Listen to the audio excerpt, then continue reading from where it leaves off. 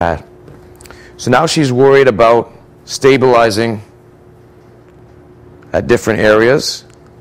Good. So you're adding balance into the whole equation. You're adding proprioception into the whole equation. Good. Switch legs. If you zoom down to the actual foot, look at all the funky things that are happening down there. It's not a stable surface. Good. One more. And up. So we're just adding a level of difficulty to the exercise. I don't usually use it with my athletes because I want to load this exercise pretty much as I can. But when we're going easy with our athletes, we might use it. But for Karen, great exercise. We can lower the bench. We can add weight. We can add a balance board. We can add an AirX pad. We can change the exercise around, but that remains a single leg squat and probably our favorite knee dominant exercise. What we're going to do now is we're going to do a progression for knee dominant exercises. We're going to put, if someone comes in here, we'll test them out with a deep squat. So Karen's going to do a squat. Yeah, bilateral squat. And come down. Now you put your hands over her head. This is a deep squat. So she demonstrates she can do it perfectly. She'll progress to a split squat. Straight down, straight up. Obviously all these exercises can be weighted, so I can put 2 dumbbells in her hand if I want. I can counterbalance, put 1 dumbbell in one hand. From there, I might elevate the leg and do an elevated split squat. That's it. Perfect. And from there, usually what I get into is the single leg squats. So variations would be just body weight. Go ahead. Find a depth and up. Good. Driving off the heel of the left leg. Up. Good. Switch legs. Do 3 on the other side.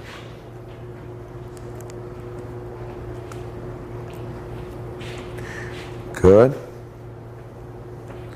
So Karen's obviously got that down. We'll progress it either with weight. So I might put 2 dumbbells on her shoulder. I might put a weight vest on her. I might put a balance pad or a half foam roll underneath her foot to add a little balance to the whole exercise. But what we'll do now is we'll show you a variation with a counterbalance. So what she's going to do is she's going to hold a kettlebell in one arm. Opposite leg will be planted. She's going to lift one leg up. Same single leg squat. Chest stays up, driving up. Good. That's it. Do 3. Then she'll switch arms. So this is contralateral. Up. Good. Good. And rest. And then if we want to get really challenging, we'll weight it down a lot more. Up. Good. One more. Up. Switch legs. Beautiful. Good. Up. Beautiful. And rest. So those are 8 kilos in both sides. That's a good weight.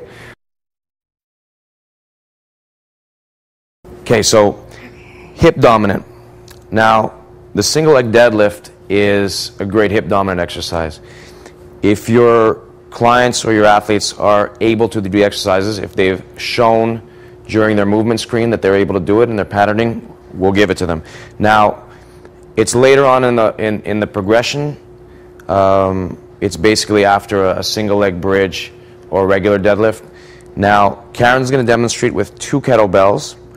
The cue here is you're going to keep the weight on the heel of the working leg. You want to kick the opposite leg straight back, always keeping the back and the spine neutral. She's going to kick all the way back, driving back, coming all the way up, driving with the left leg. Back stays flat, explode up, almost like you're generating force and you're picking something up. Good. Do 2 more. kick all the way back, and up. Last one, kick all the way back, and up. Good. So you're going to want to square the hips. Now turn to the side. Do the same exercise from that side. Now what's going to happen is when she does it, same exercise, your hips are going to want to shift up. Her hip is going to want to rotate up. Her job is to square the hips, point the toes straight down, maintain perfect posture.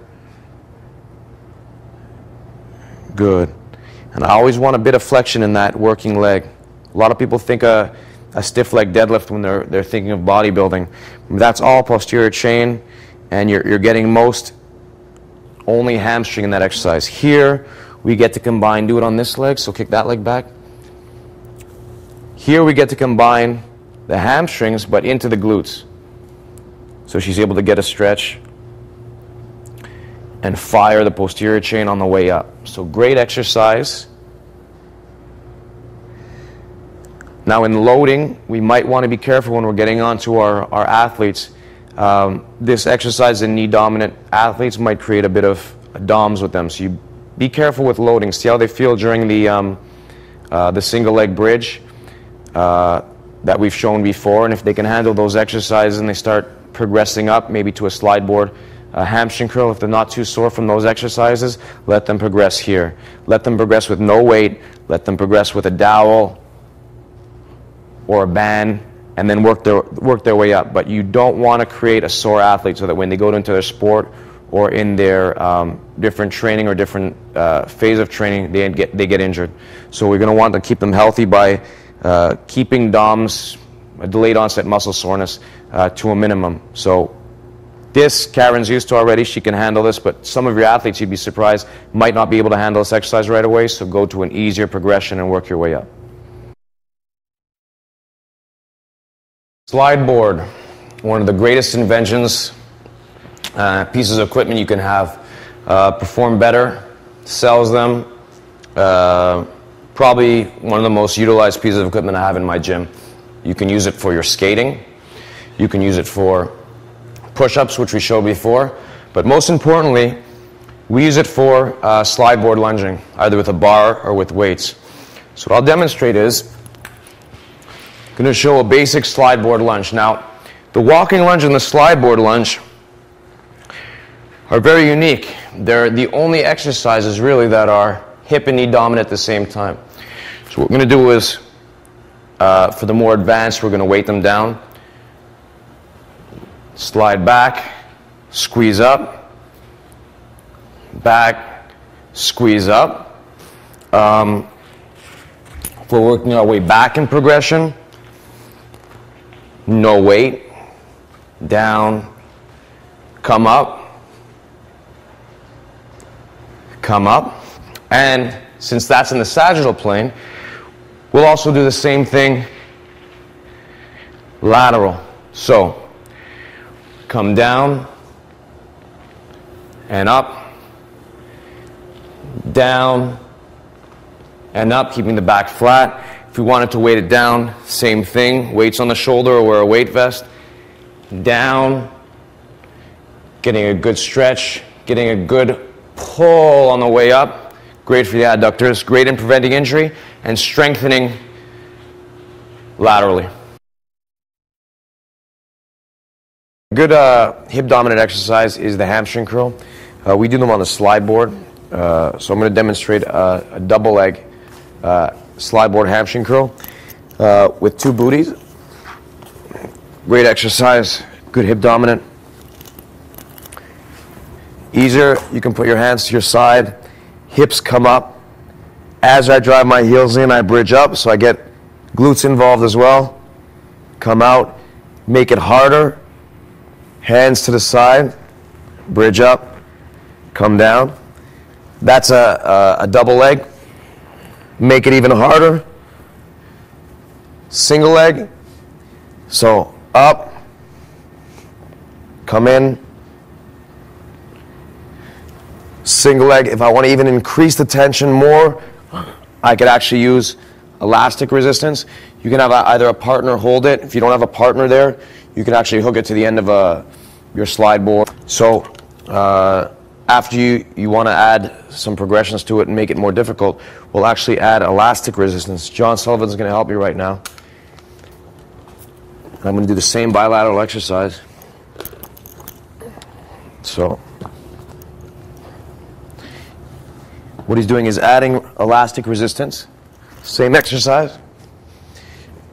I'm going to come up, in tight, out, in tight, out. Good with a super band. You can do it with any kind of elastic. Again, same idea. If I want to do single leg, very, very difficult. And out. Now, if you wanted to actually add an Olympic plate to it, what you would do is you'd put a towel down here, put the Olympic plate around the towel so it's covered, and you'd actually pull in the plate to you. The same hamstring curls. You're actually weighting down the exercise even more. A good way of doing a great hip dominant exercise. So we've gone from obviously a bilateral, no resistance, to a single leg, no resistance, then a double leg resisted, and then a single leg resisted, and then you actually do the same sequences with the actual Olympic plate. The elastic resistance is different because it actually gets harder the deeper into the motion you go. Similar to, the chains get harder as you're pushing up. Similar with this, the elastic is a different kind of contraction to where you contract more when you're deeper into your movement. So it's a different way of training, a good way of training.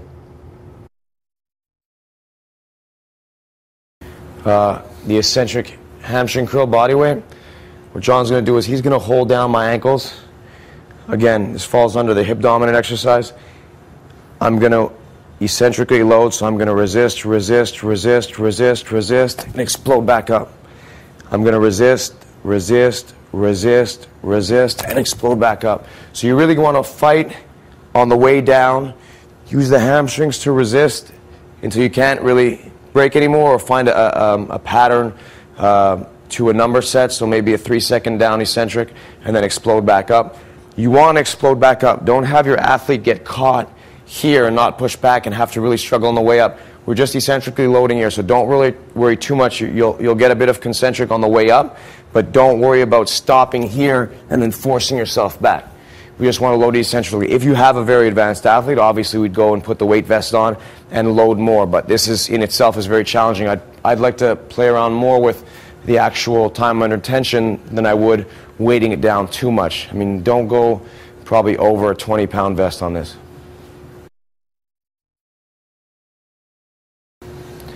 Trap bar deadlifts are great because it's a safer way to deadlift. To save our backs now, I don't like a lot of my athletes deadlifting because when you deadlift, the only way to cheat like a back squat is from the low back. What's great about the trap bar is sort of saves the low back. You can go heavy enough, and it adds that knee dominant component as well. So trap bar deadlift, you're going to go down like you're picking up 2 packages, back flat, drive up, and come down. Up and down. Obviously this is light. We have, John Sullivan here, who's a world strongman, and he would probably load this, 10 times more. But again, a safe way of loading when you're not doing actual deadlifts. You're involving different muscle groups. It's a different pattern, but it's still a